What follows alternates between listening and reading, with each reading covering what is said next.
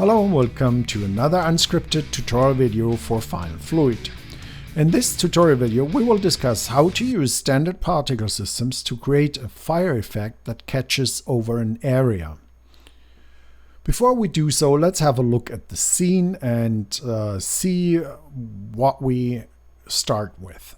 So first we have this mesh here, a simple model of a head, and we are going to set this head on fire. The first thing we are going to do is call our finalFluid and define the container or the main grid. So I'll drag it up here and cover the whole object. So inside of this grid we will generate our finalFluid effect. I'll also like to always see the bounding box of our grid, and I'll turn on show VP and show VGrid. And the next thing I'm going to do is create an emitter. So we have one emitter, and probably I want to create a second emitter as well to light the character on fire, because we want to do this fire distribution or catching fire effect. So let me just rename that to our fluid emitter for the head fire, and probably the other emitter we just call it igniter. So the other fluid emitter will be just used to ignite our fire at a certain point. So we will distribute fuel all around and then ignite the fuel. So everything is set up and ready to go. Let's just have a look where we stand. So we have the two emitters. Let me just scale it a little bit. So here we go. And let's have a look where we have our fire and how to adjust it. So the first thing we need to do is we need to add the emitters to our fluid simulations. So if we are not going to add them to our fluid simulation, we will end up with just an empty simulation. So now I added the fluid emitter, our head fire, and we can see it's right now, as usual for the scale, the vorticity is way too strong. It depends on the scale, so I'll reduce it because I know my scale is very small. So I just reduce it a little bit, and there we go. Another thing is we might want to adjust is a little bit our gravity or buoyancy, so that the fire effect also has some buoyancy. So I'll just increase the gravity. And we already can see, okay, it's getting, let's just confirm it. And we have the rising fire and smoke. So that looks good. The next thing is we can play around with some of the basic settings here, our buoyancy. Let's increase the buoyancy. And now we have it very strong. Fire is really pumping up. So we can probably reduce it a little bit so that we get a nice fire effect here. So some other settings we might want to adjust is our fuel per burn, so that we get more fuel, and here we go. Same for the smoke and all these adjustments. So that's a great thing. Everything works here in real time, and we want to increase that so that we don't have so much gas or unburned fuel left. So we burn right away the fuel. And now let's adjust the emitter. So the emitter as well has some controls where we can, for example, control the amount of fuel, and I'll just increase the couple rate so that we have really instantly the amount of fuel in our emitter, and that will allow us to get a nice burning flame here, bright burning flame. And then we could adjust smoke and all the other parameters. So we could increase the smoke, but right now we don't want to have the smoke created at the beginning. We only want the smoke when it's burning. So right now the smoke is 0, so we have no smoke right from the start, even in cold areas. So that's what we have here right now, and we are going to adjust a little bit more of our settings, and see how we can spread the fire now on our character. So let's do this with a standard 3D Studio Max particle system. Yes, it still exists. There is a standard particle system called P-array, and we are just going to use the P-array to distribute particles across the surface of our object. And that's pretty simple, straightforward, so there's nothing fancy. We don't need a high-end particle system for that effect, for that specific effect right now. So we just pick the object and make sure we emit the particles over the entire surface. We could have other emission settings, but we don't need that for now. Let me just increase the amount of particles. And also make sure that we don't have any speed. We don't want to have our emitters moving. So I'll have to turn down the speed to 0. Yes, and the particles are there, but they die, obviously. So we need to make sure the lifetime of the particles is according to our scene and the display as well. So now we have the full lifetime along our simulation, and the particles stay there. So that's our emitters we want to use to emit fuel and then ignite this fuel. So we did that right now, and we can probably start checking if we can see an effect or not. The next thing is we need to make sure in our emitter that we actually pick a particle system and not the emitter itself, which is a sphere by default. So I just picked the particle system as an emitter, and we are just going here and activate it. Now what happens is the particles are really tiny. They have probably a default size of 1. So our emitter is very tiny, so the fuel amount is not enough, and especially we have a lot of particles as well. So we need to do some adjustments to our particle emitters. But the great thing is we have real-time feedback. So the first thing is the max active distance of our emitters. I'll increase that, and there we go. Our particles are burning.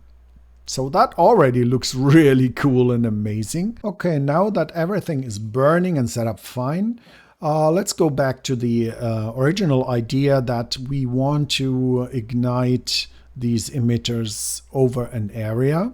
So this should catch on fire, and we are going to do this, or we can achieve that very simple. Now that all the emitters are set up, we just go and turn down the temperature of our emitters so that they are not ignited right from the start. How do we do that? We just go to the temperature, set it to 0, and that's it. Gone. So our emitters are still there. The fuel is still there. So we can ignite the emitters if we have enough energy or heat or temperature. And we are going to do that. But before we do that, it would be nice to adjust some other settings. For example, we want to see our other emitter, the igniter, or our match, so to say. So what we need to do is we need to go back to our grid and pick our emitter so that our match or igniter is visible. And also it would be nice to actually see the head so that we get a reference point where we are in space and where things are going. So I'm going to add a preview object, and I'll just pick the head. And then we have to restart our preview so that we can get the mesh into our real-time preview. And now we have a reference, and we can spin around and see where our objects are in space. So let me just move the emitter, the match, back there, and move it up. Yeah, something like that. And you already see we ignited by accident some emitters. Let me just move it there. And when we get close to where the fuel is, we will start igniting our particle emitters. Let me just move there. There we can see. So all the gas and all the fuel that's close by will eventually a spark will drift and ignite, and we have enough temperature, and all the gas that's emitting from the emitters is going to be ignited.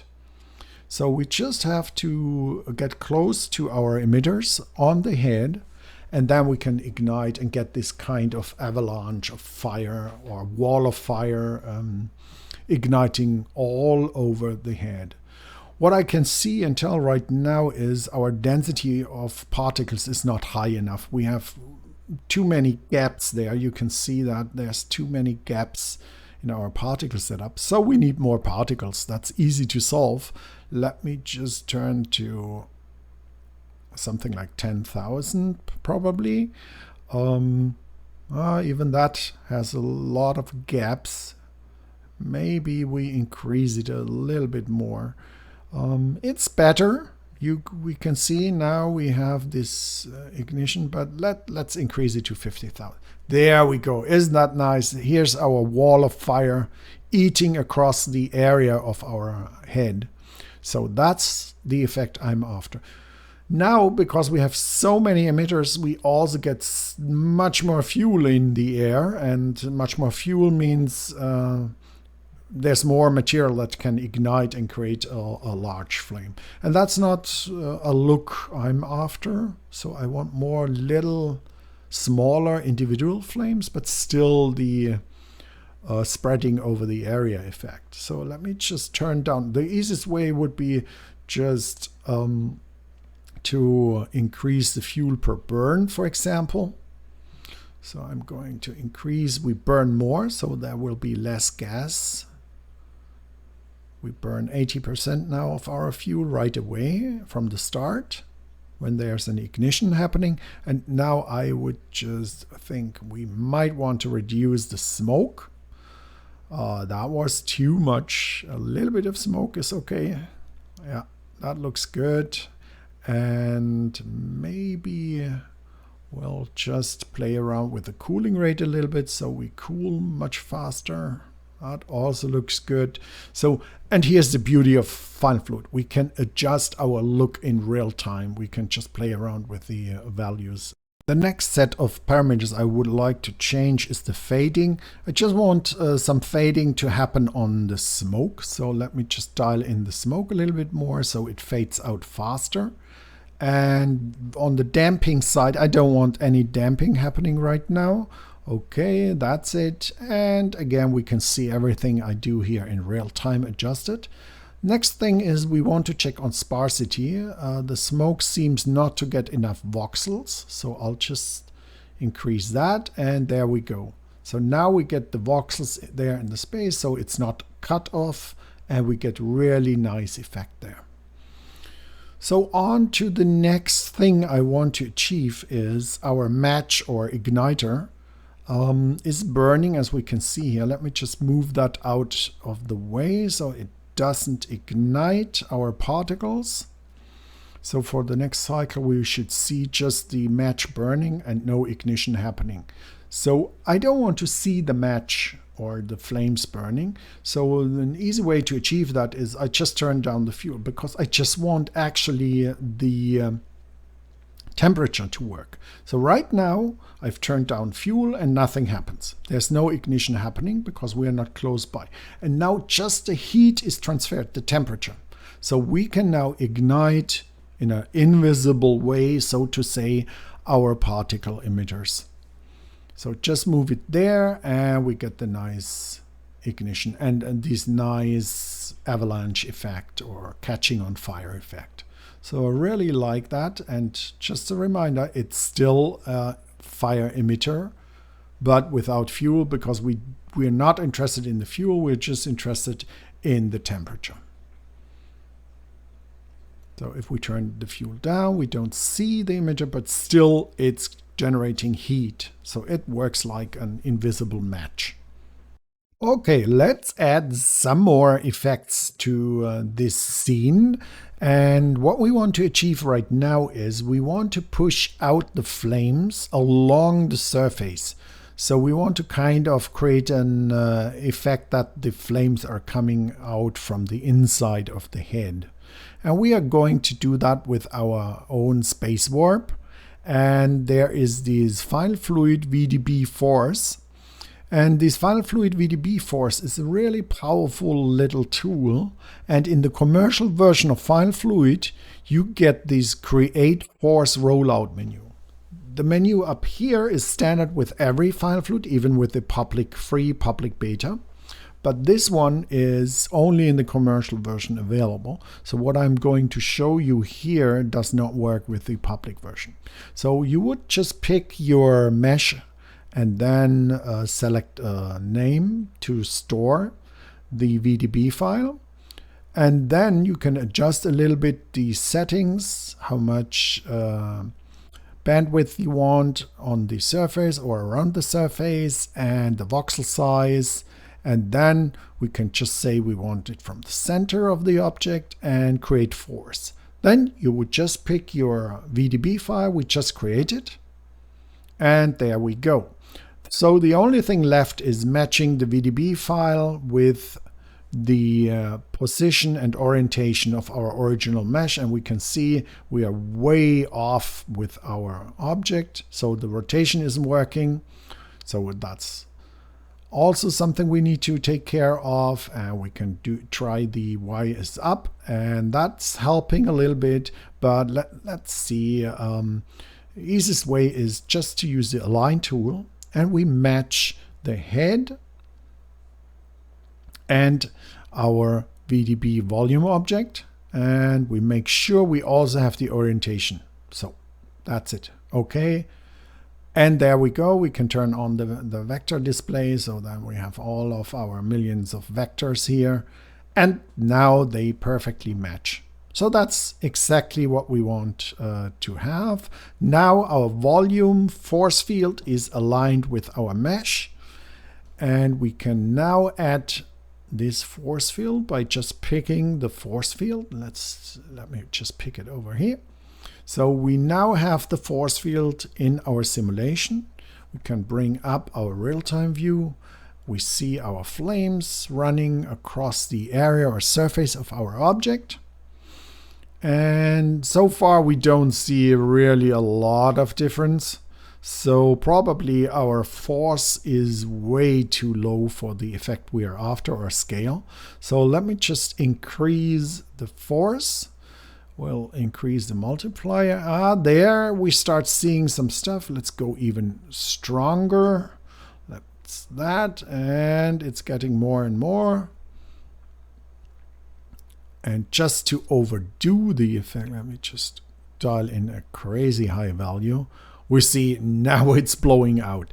So now from the center, based on the surface of the object, we are blowing out the flames. That's way too strong, so we get just this stream of gas. So we need to reduce it eventually a little bit back, dial it back. So maybe dial it down to 4, no, even probably a little bit more down. But that looks cool. That looks cool. So now we have our force field working here. So the flames are actually, it looks like the flames are coming from the inside of the head and pushed out. I don't know if you saw or realized, there's one little issue we see here, and that's our voxel count is very high and the memory limit is too low. So the fire is cut off. You see it in the front where the nose, tip of the nose, the fire is cut off, and that's an indication that we run out of memory. So the easiest fix is just increase the amount of memory. That's the lazy way to do it. Bump the memory up, and then we can see if we create enough voxels so that we don't get this cut out fire effect. And now it looks really beautiful. So the next option or variation we can do on this effect is we change the way our force works. We could change the force in a way that allows us to use the surface normals as a vector to push out or blow out the flames. So let me just create the force field again. I just turned it to normal. And now the surface normal decides on the amount and direction where the emitter blows its fuel or flames. So I changed that. Let me just bring back the preview. and we can have a look. And there we go. Now we have a different look. The flames are based on the surface normal, so they blow in the direction where the normal points. And this is a very powerful tool for sculpting, for example, explosions. You just create a rough surface and the force field will point in all kinds of directions. Really powerful tool to create nice explosions. So let's see how we can adjust this effect a little bit more. We can see we have a very strong force field effect, but our gravity or buoyancy is way too strong. So we don't really see the effect of the normal, and that's much better. Let me just reduce that, and you see now we can really see that the fire emitters are blowing out the fire along the surface normal. So that's a really nice, cool effect. I really like it. So I hope you could follow with the particle part. So we used particles here, and now I would like to try a totally different way without using any single particle. I want to turn this object into an emitter. The whole head should be an emitter. Let's see how that goes. Let's load the original scene and start from scratch again. We have 4 things in this scene, so very simple, straightforward setup. We have the emitter, we have the grid, the force, and the head mesh. And the only modification I did is I added a texture, and the texture map is a pretty simple, straightforward texture map. It's just made out of a circle that's expanding. I used the gradient ramp for that and animate it, and then I'll just expand this, and it grows across the head, just like so. Pretty simple, straightforward setup in 3D Studio Max. Just a matter of really minutes or seconds to do that. And what I did here, let me just show you how simple and easy it is. I just animated the key of the gradient. So that's all I did. I just moved the white gradient to the right, and the circle grows bigger and bigger across the object. And we use this same texture in the emitter, but we turn the head emitter not as a particle, we use it as an SDF signed distance field. So we pick the head, and then we just drag and drop the texture in there to use it. And now if we play back this animation, we get the exact same kind of behavior. However, now our whole mesh is the emitter, so we have a lot of fuel and a lot of things going on. So the mesh is sampled, so we get a lot of emitters there based on our resolution of the signed distance field. And you can see instantly our voxel count is way too low and all the voxels are used up. So we have to do something here. We can't have so many voxels burning, and we don't see our original object anymore. So we need to do something. And the first thing we want to adjust is the emitter itself, because we don't have a moving object and our SDF is creating the emitters. We can dial down the allocation prediction. So we can put that even down to 0. And that means no pre-allocation of voxels, so the voxels are allocated as we go. So as everything burns here or gets on fire. So now we get much further. However, we're still creating way too much fuel here. But here you can see nicely we create the voxels when we need them. And that's the sparse grid simulation model we have here in finalFluid. Really powerful, and you can get really a lot out of little memory. But still, you always have to decide what kind of look do I want and how much can I dial in the parameters to save some memory for my GPU real-time representation of the fire effect. We can also just reduce the areas or the emitters or virtual emitters, however we want to name it. And we also can do that with a texture. So I'm using a texture map inside of a texture map, and our SDF emitter will respect that. So I'm just going to right-click properties on the first key, and I'm going to add a texture there. and I'm choosing the same gradient ramp, and I'll adjust the gradient ramp a little bit different. I'm going to solid. I want to have the white at the beginning. First, let me make sure we get circles. So I just kind of want to simulate the emitter, the circular emitters we have here.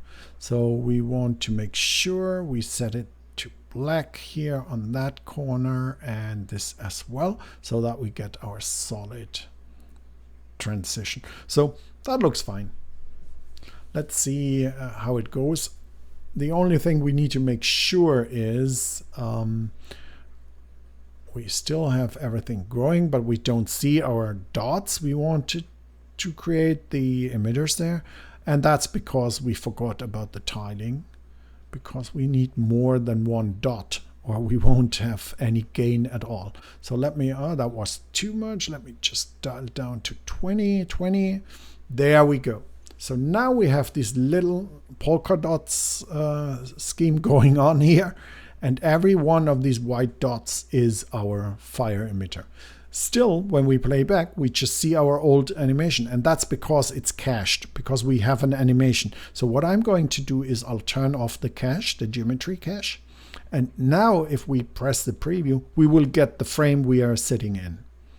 So right now this is burning. And if I drag on the time slider, we will get an update in our real-time viewport. So if I drag the slider back, it will update and we get only those 4 dots or 5 dots burning. So really nice to adjust and do quick adjustments here. So now I can animate the gradient and our head burns. So this is the way or method we can simulate individual images like we did in the session before with particles. I can just draw the particles there. And right now, as you can see, the texture map isn't looking really nice and good for this effect, but we don't care.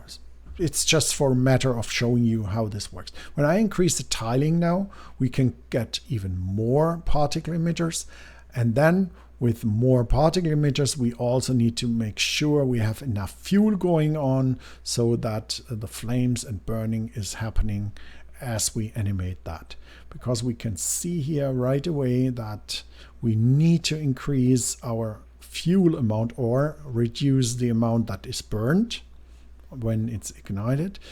And we also need to make sure that our resolution is high enough, because we're talking about textures now. We're talking about pixel resolution and voxel resolution. So we need to make sure that our SDF resolution is high enough. We need a lot of voxels to sample the surface. And as you can see, boom, there we are. Now we are able to catch all the blurry fine pixels in here. So this is really a powerful method to actually sculpt or model or animate your fire emitters in a way you want them to behave. So this is really easy, simple, and you can use all the 3D Studio Max tools you have there to create interesting and amazing fire effects with finalFluid. Try it out. We have a finalFluid public beta going on. It's still free for download. You can use it even in commercial projects. You can try out these kind of things. However, the texture base is not working with the public version. You need the full commercial version. For the public, you need to use particles. Thank you for watching this video and check out our other videos as well. Thank you so long. Goodbye.